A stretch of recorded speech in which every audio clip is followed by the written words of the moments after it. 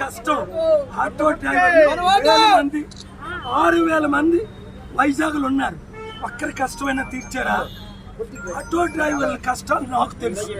ఈ జిల్లాలో చిట్టువలసలో 300 రూపాయల జీతం లేకుండా 10th ఫెయిల్ అయ్యి కష్టపడ్డారు.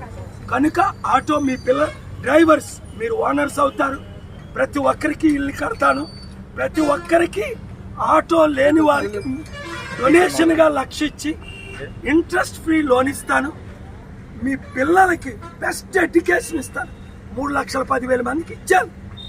భరతలా కాదు, భరత లక్షలు కలెక్ట్ చేసి చదివించాను.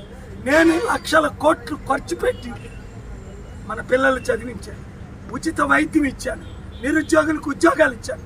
విశాఖపట్నాన్ని అమెరికన్ సిటీ కంటే అద్భుతంగా అభివృద్ధి చేస్తాను. స్టీల్ ప్లాంట్ అమ్మడం ఆపాను.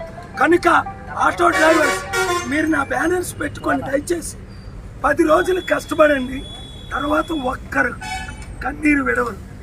మీ కష్టాలు నాకు తెలుసు, చంద్రబాబు నాయుడుకి తెలుసా, కొడుకు లోకేష్కి తెలుసా, లోకేష్ తోడలుడు బీజేపీ టీడీపీ అభ్యర్థి భరత్కి తెలుసా, బొత్స ఝాన్సీ 1,00,000 రూపాయలు అలా ఆయన 300 జీతం ఇప్పుడు 1,00,000 కోట్లు ఎలాగొచ్చాయి.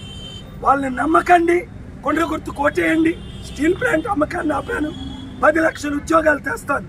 మీరు కష్టపడండి. 10 రోజులు అభివృద్ధి ఏంటేంటో చేసి చూపిస్తాను. నా చారిటీలే దానికి నిదర్శనం. కొండ గుర్తుకు ఓటేయమని విశాఖ ఎంపీగా, గాజువాక ఎమ్మెల్యేగా మీ ఓట్లు మీరు ఒక్కొక్కరు 10 వేయించుకోండి. ఒక్కసారి నాకు అవకాశం ఇవ్వండి. అధికారం లేకుండానే వండర్స్ చేశా. అధికారం అమ్ముడుపోయే ప్యాకేజ్ టైం కాదు. మోదీతో ఢీకొని స్టీల్ ప్లాంట్ అమ్ముకుంటా ఏప్రిల్ 25ని కోట్లాడు తెచ్చా. That is